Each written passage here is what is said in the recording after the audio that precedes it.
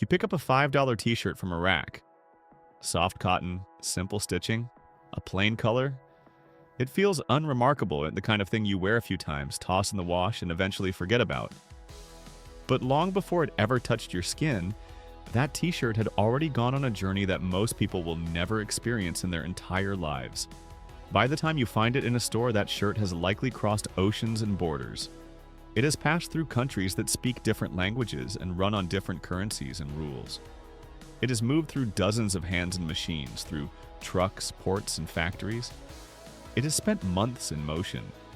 And along the way, it has quietly connected farmers, factory workers, ship crews, truck drivers, warehouse teams, and retail staff across the world, all for $5. This is the real story of your t-shirt. It doesn't start on a hanger, it begins in a cotton field. Often, that field is in a place like India, the United States, China, or Pakistan, where cotton is grown on a massive scale. Under hot sun, farmers plant seeds, watch the weather, irrigate the land, and hope for a good harvest. When the cotton bolls are ready, large machines sweep through the fields, stripping plants bare in minutes. The cotton that will become your shirt looks nothing like fabric. It's fluffy, raw fiber, dusty and rough. Workers pack it tightly into huge bales and load them onto trucks. Already, your future t-shirt has started to move.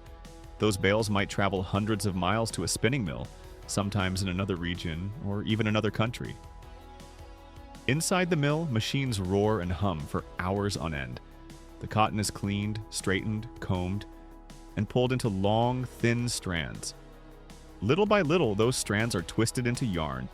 This step alone can take days or weeks depending on how much cotton is coming in and how many orders the mill needs to fill. Now the cotton looks like thread, closer to what you might recognize but still far from a shirt. The yarn is wound, bundled, and shipped again, usually by truck to a textile mill. Sometimes it crosses another border, headed to places known for their fabric production: Bangladesh, Vietnam, Turkey, and others. That's because different countries specialize in different parts of the process, based on labor costs, local skills, and infrastructure. In the textile mill, giant machines knit or weave the yarn into broad sheets of fabric. The machines run almost non-stop. The air is hot and loud. There's a faint smell of oil and cotton dust. Workers keep an eye on the fabric, watching for snags or defects as it rolls out in long, continuous rolls. Even now, the fabric is still plain. No color. No softness like you feel on your skin. So, it travels again. Often it goes to a dyeing and finishing factory, sometimes in yet another industrial zone. Here, the fabric is washed, bleached, dyed, and treated. Huge vats of colored liquid churn for hours. Heat, water, and chemicals work together to turn pale cloth into the shade you see in the store. The soft feel you like isn't an accident, it's the result of careful processing and finishing.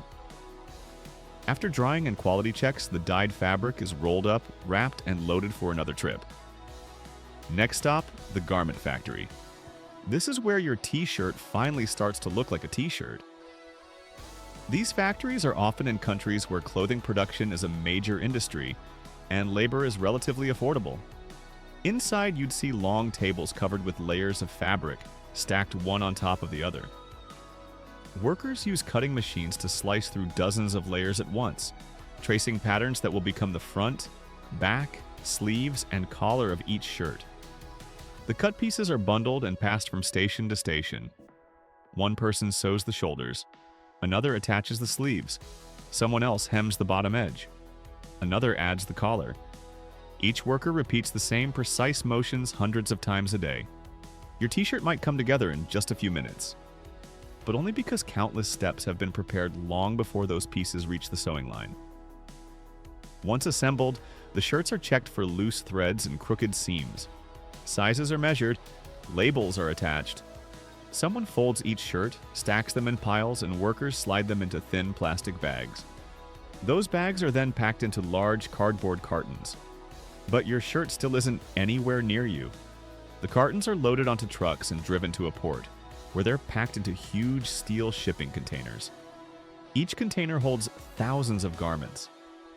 Giant cranes lift these containers onto cargo ships, vessels so large they can be as long as skyscrapers laid on their sides. Now comes the longest, quietest part of the trip: crossing the ocean. For weeks, yet your t-shirt sits in darkness, along with thousands of others, sealed inside a metal box. The ship moves through storms and calm seas, past coastlines and open water, through heat and cold, guided by navigation systems and the experience of the crew. Depending on the brand and where it sells its clothes, the ship might travel from South Asia to Europe, from Southeast Asia to North America, or from Turkey to the Middle East. The exact route changes, but the distance is almost always massive. When the ship finally reaches its destination, the containers are lifted back onto land. They are inspected, sorted, and loaded onto trucks or trains, headed for distribution centers. These distribution centers are huge warehouses where everything is tracked by barcodes and software. Conveyor belts carry boxes past workers who scan, sort, and redirect them. Some boxes are opened and repacked. Others are redirected to different regions. Your t-shirt might leave that big warehouse and travel again to a smaller regional one. From there, it's sent to individual stores. Only now, months after a farmer first planted the cotton seeds, does your t-shirt arrive on a rack in front of you. You walk in, you notice the color, you touch the fabric, you check the price tag. $5. You might not think about how it got there. You might buy it in a few seconds, carry it home, throw away the tag, and forget about the journey it took.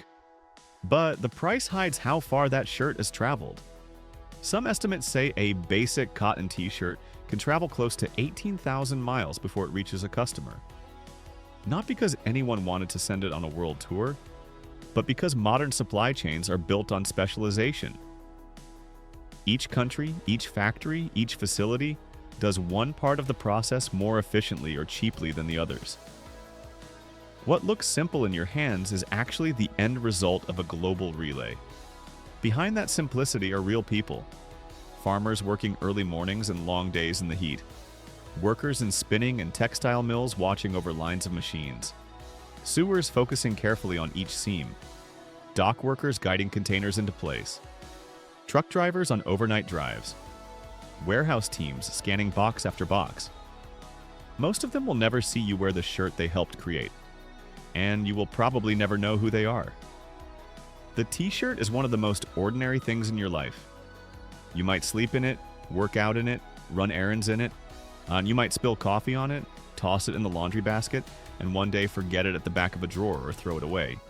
But its story is anything but ordinary.